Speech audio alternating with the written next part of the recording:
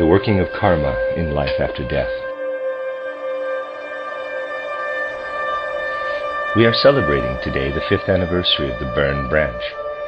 It is also the first occasion on which we have gathered in this room.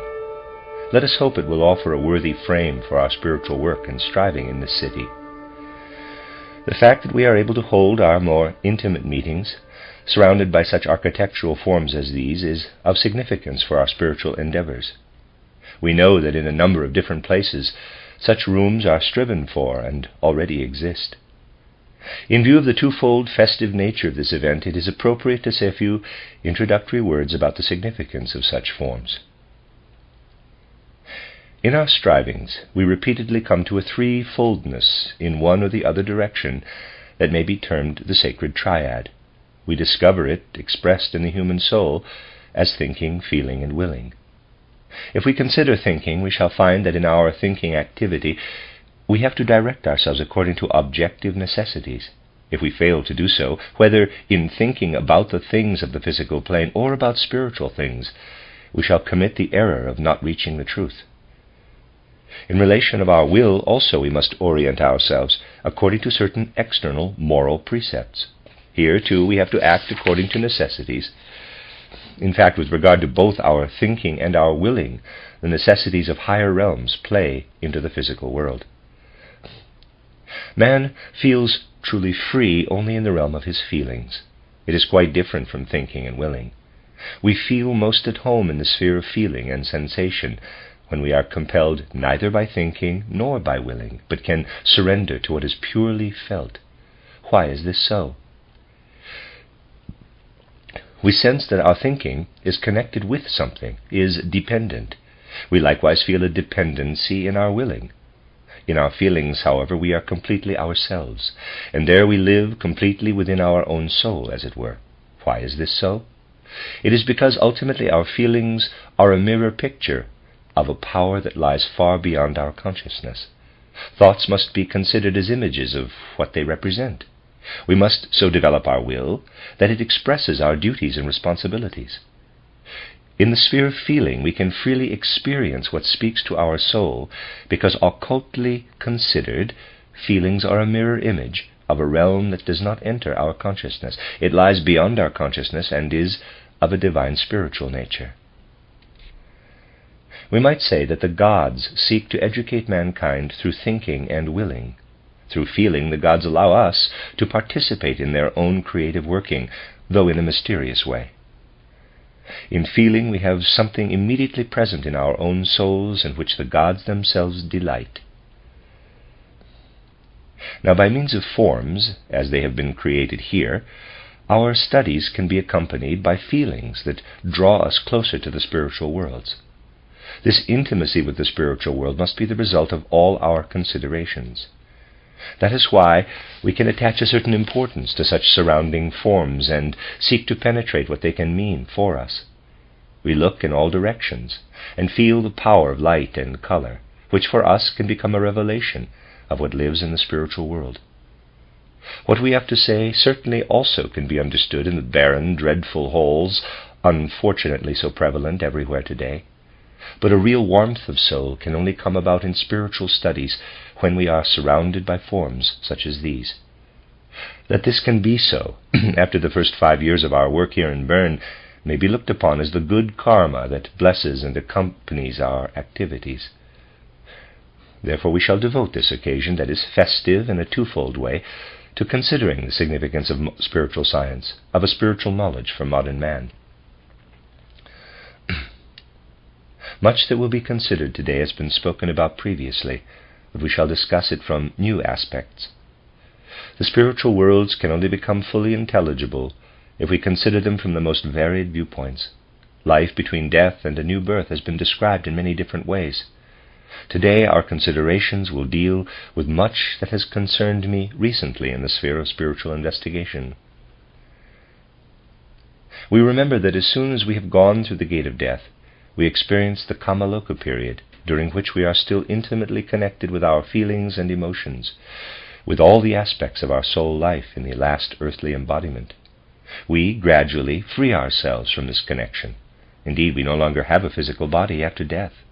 Yet when the physical and etheric bodies have been laid aside, our astral body still possesses all the peculiarities it had on earth, and these peculiarities of the astral body, which it acquired because it lived in a physical body, also have to be laid aside. This requires a certain time, and that marks the period of Kama Loka. The Kama Loka period is followed by experiences in the spiritual world, or Devakan. In our writings it has been characterized more from the aspect of what man experiences through the different elements spread out around him. We shall now consider the period between death and a new birth from another side.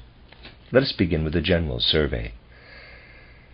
When man has gone through the gate of death, he has the following experience.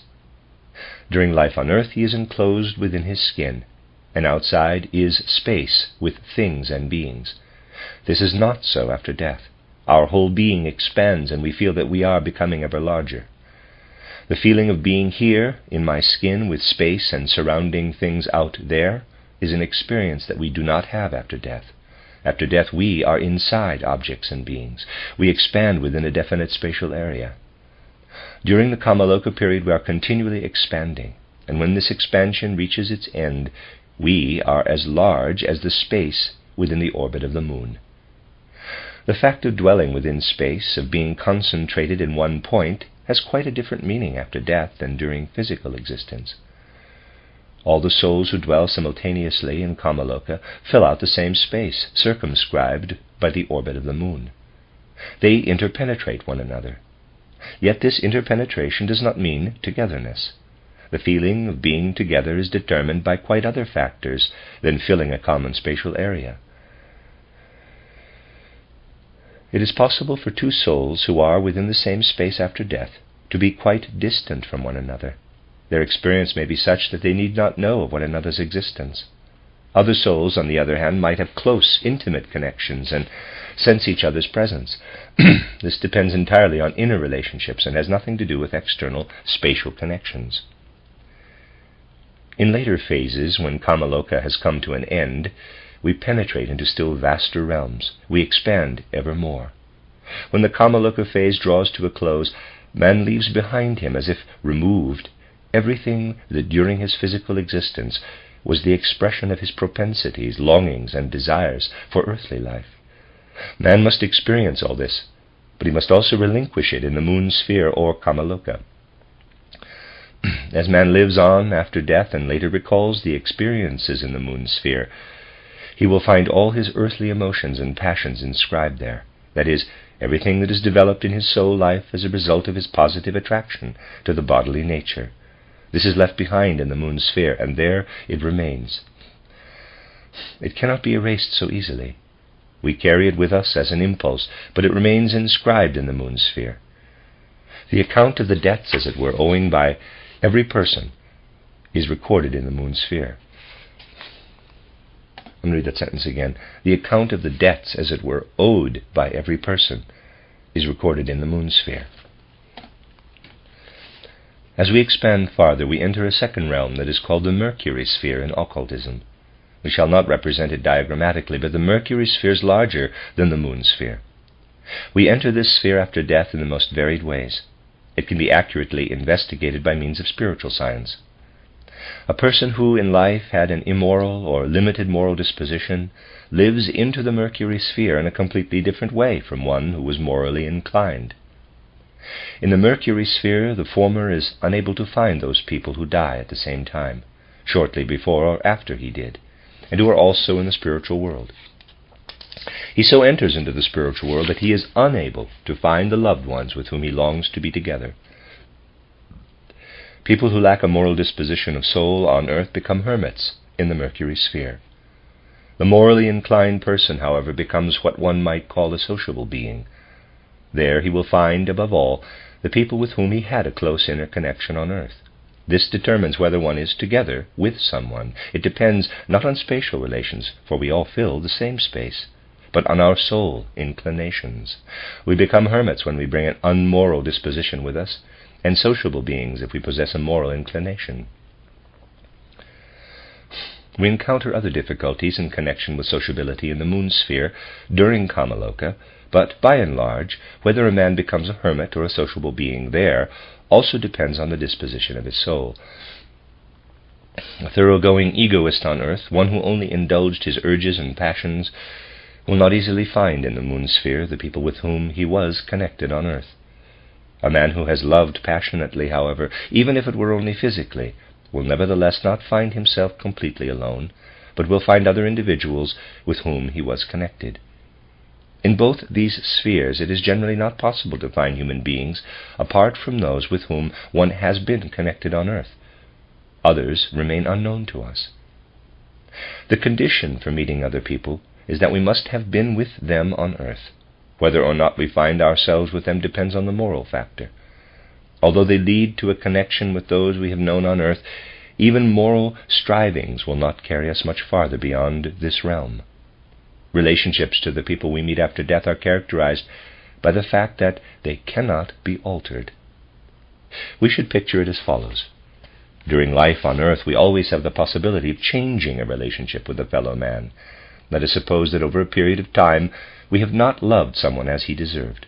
The moment we become aware of this, we can love him rightly, if we have the strength. We lack this possibility after death. Then, when we encounter a person we perceive far more clearly than on earth, whether we have loved him too little or unfairly, but we can do nothing to change it. It has to remain as it is. Life connections bear the peculiar quality of a certain constancy. Because they are of a lasting nature, an impulse is formed in the soul by means of which order is brought into karma. If we have loved a person insufficiently over a period of 15 years, we shall become aware of it after death. It is during our experience of this that we bring about the impulse to act differently in our next incarnation on earth. We thereby create the impulse and the will for karmic compensation. That is the technique of karma. Above all, we should be clear about one thing. During the early phases of life after death, namely during the moon and Mercury periods, and also during subsequent periods that will shortly be described, we dwell in the spiritual world in such a way that our spiritual life depends on how we lived on earth in the physical world. It not only is a question of our earthly consciousness. Our unconscious impulses also play a part. In our normal waking state on earth, we live in our ego. Below the ego consciousness lies the astral consciousness, the subconscious sphere. The workings of this sphere are sometimes different from our normal ego consciousness without our being aware of it. Let us take an actual example that occurs quite frequently. Two people are on the friendliest terms with each other. One develops an appreciation for spiritual science, while the other, who previously appeared quite complacent toward it, comes to hate spiritual science. This animosity need not pervade the whole soul. It may only be lodged in the person's ego consciousness, not in his astral consciousness.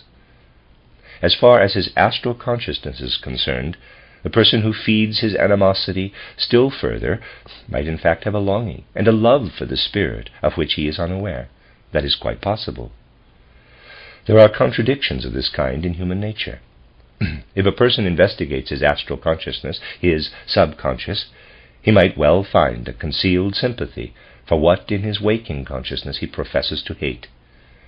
This is of particular importance after death, because then in this respect man becomes truly himself. A person may have brought himself to hate spiritual science during a lifetime, to reject it and everything connected with it, and yet he may have a love for it in his subconscious. He may have a burning desire for spiritual science. The fact of not knowing and being unable to form thoughts of his memories can result in acute suffering during the period of Kama Loka, because during the first phase after death, man lives mainly in his recollections. His existence is then not only determined by the sorrow and also the joy of what he lives in his ego consciousness. What is developed in the subconscious also plays a part. Thus man becomes truly as he really is. Here we see that spiritual science, rightly understood, is destined to work fruitfully in all spheres of life. A person who has gone through the gate of death is unable to bring about any change in his relation to those around him, and the same is true of the others in relation to him. An immutability in the connections has set in, but a sphere of change does remain that is in the relationship of the dead to the living. Inasmuch as they have had a relationship on earth with those who have died, the living are the only ones who can soothe the pain and alleviate the anguish of those who have gone through the gate of death. In many cases such as these, reading to the dead has proved fruitful. A person has died. During his lifetime, for one reason or another, he did not concern himself with spiritual science. The one who remains behind on earth can know, by means of spiritual science, that the deceased had a burning thirst for spiritual science. Now, if the one who remains behind concerns himself with thoughts of a spiritual nature, as if the dead were there with him, he performs a great service to him. We can actually read to the dead. That enables the gulf that exists between the living and the dead to be bridged. The two worlds, the physical and the spiritual, are severed by materialism. Consider how their union will take hold of life itself. When spiritual science does not remain mere theory, but becomes a life impulse, as it should, there will not be separation, but immediate communication. By reading to the dead, we can enter in immediate connection with them and help them. The one who has avoided spiritual science will continue to feel the anguish of longing for it. The one who has avoided spiritual science will continue to feel the anguish of longing for it unless we help him. We can assist him from the earth if such a longing is at all present. By this means the living can help the dead. It also is possible for the dead to be perceived by the living, although in our time the living do little to bring about such connections. Also, in this respect, spiritual science will take hold of life, will become a true life elixir. To understand in which way the dead can influence the living, let us take the following as our starting point. What does man know about the world? Remarkably little, if we only consider the things of the physical plane with mere waking consciousness. Man is aware of what happens out there in front of his senses, and what he can construe by means of his intellect in relation to these happenings. Of all else, he is ignorant, and generally believes that he cannot know anything apart from what he observes by means of sense perception. But there is much else that does not happen, and yet is of considerable importance. What does this mean? Let us assume that we are in the habit of going to work at 8 o'clock every morning. On one occasion, however, we are delayed by 5 minutes. Apart from the fact that we arrive 5 minutes late, nothing unusual has happened apparently. Yet, upon closer consideration of all the elements involved, we might become aware that precisely on that day, if we had left at the correct time, we would have been run over. That means that had we left at the right time, we would no longer be alive. Or what is also possible and might have occurred is that a person might have been prevented by a friend from sailing on the Titanic. He might feel that had he sailed, he surely would have been drowned. That this was karmically planned is another matter, but do think, when you consider life in this way, or of how little you are in fact aware. If nothing of what might have taken place has happened, then you are simply unaware of it. People do not pay attention to the countless possibilities that exist in the world of actual events. You might say that surely this is of no importance. For the outer events it matters little, yet it is of importance that you were not killed. I would like to draw your attention to the fact that we might have known that there was a high probability of being killed if, for instance, we had not missed the train that was involved in a major accident. One cannot mention all possible cases, and yet they happen constantly on a small scale. Certainly, for the external course of events, we only need know what can be observed. Let us assume that we definitely know that something would have happened had we not missed the train. Such a knowledge makes an inner impression on us, and we might say that we have been saved in a remarkable way by good fortune. Consider the many possibilities that confront people. How much richer would our soul lives be if we could know all the things that play into life and yet do not happen? Today people only consider the poverty-stricken sequence of what has actually occurred. It is as if one were to consider a field with as many ears of wheat and reflect that from it a relatively small number of seeds will be sown. Countless others will not sprout and will go in another direction. What might happen to us is related to what actually occurs, as the many grains of wheat that do not sprout are related to those that sprout and carry ears. This is literally so, for the possibilities in life are infinite. Moments in which especially important things for us in the world of probability are taking place are also particularly favorable moments for the dead to draw near. Let us suppose that a person left 5 minutes early, and as a result his life was preserved. At a particular moment he was saved from an accident, or it might also happen that in such a manner a joyful event escaped him. A dream picture that imparts a message from the dead can enter life at such moments. But people live crudely. As a rule, the finer influences that constantly play into life go unheeded. In this respect, spiritual science refines the feelings and sensations. As a result, man will sense the influence of the dead and will experience a connection with him. The gulf between the living and the dead is bridged by spiritual science that becomes a true life elixir.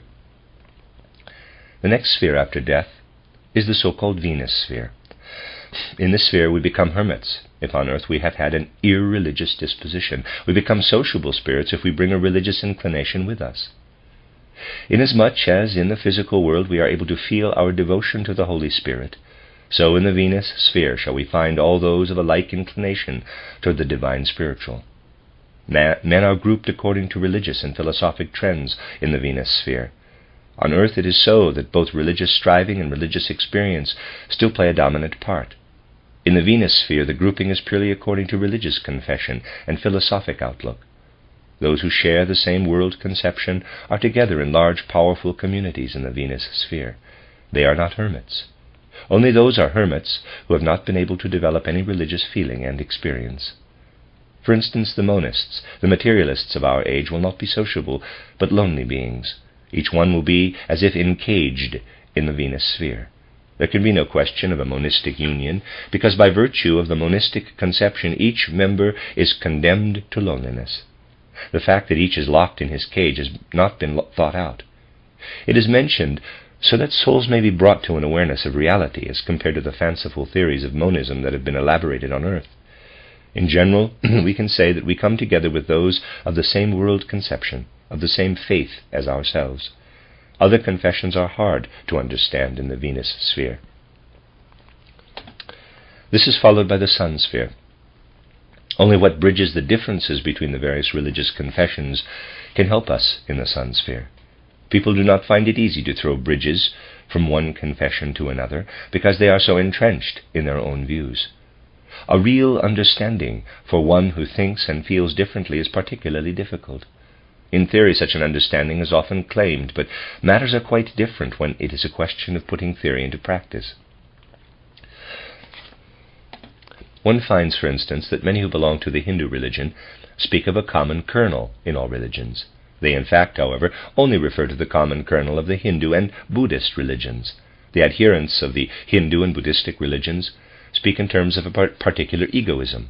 They are caught in a group egoism. One might insert here a beautiful Estonian legend about group egoism that tells of the origin of languages. God wished to bestow the gift of language on humanity by means of fire. A great fire was to be kindled, and the different languages were to come about by having men listen to the peculiarities of the sounds of the fire. So the Godhead called all the peoples of the earth to assemble so that each might learn its language. Prior to the gathering, however, God gave preference to the Estonians and taught them the divine spiritual language, a loftier mode of speech. Then the others drew near and were allowed to listen to how the fire was burning, and as they heard it, they learned to understand the various sounds. Certain peoples preferred by the Estonians came first when the fire was still burning quite strongly. When the fire was reaching its end, the Germans had their turn, for the Estonians were not particularly fond of the Germans. In the feebly crackling fire one heard Deutsch, Peitsch, Deutsch, Peitsch, German, whip. Then followed the Lapps, of whom the Estonians are even less fond. One only heard Lappen, Latchen, lap, lash. By that time the fire was reduced to mere ashes, and the Lapps brought forth the worst language of all, because the Estonians and the Lapps are deadly enemies. Such is the extent of the Estonians' group egoism. A similar group egoism is true of most peoples when they speak of penetrating to the essential core common to all religious creeds. In this respect, Christianity is absolutely not the same as all the other creeds. If, for example, the attitude in the West was comparable to that toward the Hindu religion, then old Wotan still would reign as a national god. The West has not acknowledged a ruling divinity to be found within its own region, but one outside it. That is an important difference between it and Hinduism and Buddhism. In many respects, Western Christianity is not permeated by religious egoism. Religiously, it is more selfless than the Eastern religions. This is also the reason why a true knowledge and experience of the Christ impulse can bring man to a right connection with his fellow men, irrespective of the confessions they acknowledge. In the Sun sphere, between death and rebirth, It is really a matter of an understanding that enables us not only to come together with those of a like confession, but also to form a relationship with mankind as a whole. If sufficiently broadly understood in its connection with the Old Testament religion, Christianity is not one-sided. Attention has been drawn previously to something of considerable importance that should be recognized. You will recall that one of the most beautiful sayings of Christ, "Ye are gods," in quotes, is reminiscent of the Old Testament. Christ points to the fact that a divine spark, a God, dwells in every human being. You are all gods. You will be on a par with the gods. It is a lofty teaching of Christ that points man to his divine nature, that he can become like God. You can become godlike, a wonderful and deeply moving teaching of Christ. Another being has used the same words, and it is indicative of the Christian faith that another being has done so. At the opening of the Old Testament, Lucifer approaches man. He takes his starting point, and therein lies the temptation with the words, "You shall be as gods," in quotes. Lucifer at the beginning of the temptation in paradise, and later Christ Jesus, use the same words. We touch here upon one of the deepest and most important aspects of Christianity, because this indicates that it is not merely a matter of the content of the words, but of which being in the cosmic context utters them. In the last mystery drama, it had to be shown that the same words have a totally different meaning according to whether spoken by Lucifer, Ahriman, or the Christ. We touch here upon a deep cosmic mystery, and it is important that we should develop an understanding of the words, quote, "Ye are gods," unquote, and, quote, "Ye shall be as gods," unquote, uttered on one occasion by the Christ and on the other by Lucifer. We must consider that between death and rebirth, we also dwell in the sun sphere, where a thorough understanding of the Christ impulse is essential. We must bring this understanding along with us from the earth. For Christ once did dwell in the sun, but as we know, he descended from the sun and united himself with the earth. We have to carry him up to the sun period, and then we can become sociable beings through the Christ impulse and learn to understand him in the sphere of the sun. We must learn to discriminate between Christ and Lucifer, and in our time this is only possible by means of anthroposophy. The understanding of Christ that we bring with us from the earth leads us as far as the sun sphere. There it acts as a guide, so to speak, from man to man, irrespective of creed or confession. But we encounter another being in the sun sphere who utters words that have virtually the same content. That being is Lucifer. We must have acquired on earth an understanding of the difference between Christ and Lucifer, for Lucifer is now to accompany us through the further spheres between death and rebirth. So you see, we go through the Moon, Mercury, Venus, and Sun spheres. In each sphere we meet, to begin with, what corresponds to the inner forces that we bring with us. Our emotions, urges, passions, sensual love unite us to the Moon sphere. In the Mercury sphere we meet everything that is due to our moral imperfections. In the Venus sphere all our religious shortcomings. In the Sun sphere everything that severs us from the purely human.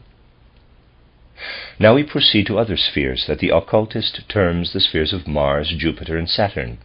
Here Lucifer is our guide, and we enter into a realm that bestows new forces upon us.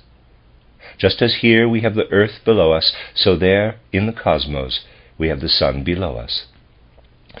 We grow into the divine spiritual world, and as we do so, we must hold fast in memory what we have brought with us of the Christ impulse. We can only acquire this on earth, and the more deeply we have done so, the farther we can carry it into the cosmos. Now Lucifer draws near to us. He leads us out into a realm we must cross in order to be prepared for a new incarnation. There is one thing we cannot dispense with unless Lucifer is to become a threat to us, and that is the understanding of the Christ impulse, of what we have heard about Christ during our life on earth. Lucifer approaches us out of his own accord during the period between birth and death. But Christ must be received during earthly life. We then grow into the other spheres beyond the sun. We become ever larger, so to speak. Below us we have the sun, and above the mighty vast expanse of the starry heavens. We grow into the great cosmic realm up to a certain boundary, and as we grow outward, cosmic forces work upon us from all directions. We receive forces from the mighty world of the stars into our widespread being.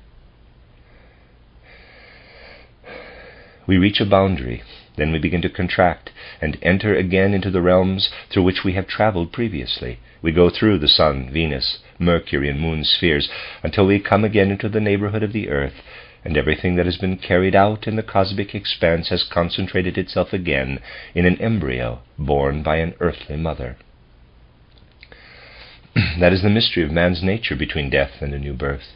After he has gone through the gate of death, he expands evermore from the small space of the earth to the realms of Moon, Mercury, Venus, Sun, Mars, Jupiter, and Saturn. We have then grown into cosmic space like giant spheres. After we as souls have received the forces of the universe, of the stars, we contract again and carry the forces of the starry world within us. This explains, out of spiritual science, how in the concentrated brain structure an imprint of the total starry heavens may be found. In fact, our brain does contain an important secret. We have yet another mystery. Man has gathered himself together, incarnated in a physical body, to which he comes by way of his parents. He has journeyed so far during his expansion in cosmic space that he has recorded his particular characteristics there. As we gaze from the earth upward to the heavens, there are not only stars, but also our characteristics from previous incarnations. If, for instance, we were ambitious in previous earth lives, then this ambition is recorded in the starry world. It is recorded in the Akasha Chronicle, and when you are here on the earth at a particular spot, this ambition comes to you with the corresponding planet in a certain position and makes its influence felt. That accounts for the fact that astrologers do not merely consider the stars and their motions, but will tell you that here is your vanity, there is your ambition, your moral failing, your indolence. Something you have inscribed into the stars is now working out of the starry worlds onto the earth and determines your destiny. What lives in our souls is recorded in the vastness of space, and it works back from space during our life on earth as we journey here between birth and death. If we truly understand them, these matters touch us closely, and they enable us to explain many things. I have concerned myself a great deal with Homer. Last summer, during my investigations into the conditions between death and rebirth, I came upon the immutability of the connections after death. Here, in a particular passage, I had to say to myself that the Greeks called Homer the blind poet because he was such a great seer. Homer mentions that life after death takes place in a land where there is no change. A wonderfully apt description. One only learns to understand this through occult mysteries. The more one strives in this direction, the more one realizes that the ancient poets were the greatest seers, and that much that is secretly interwoven in their works requires a considerable amount of understanding.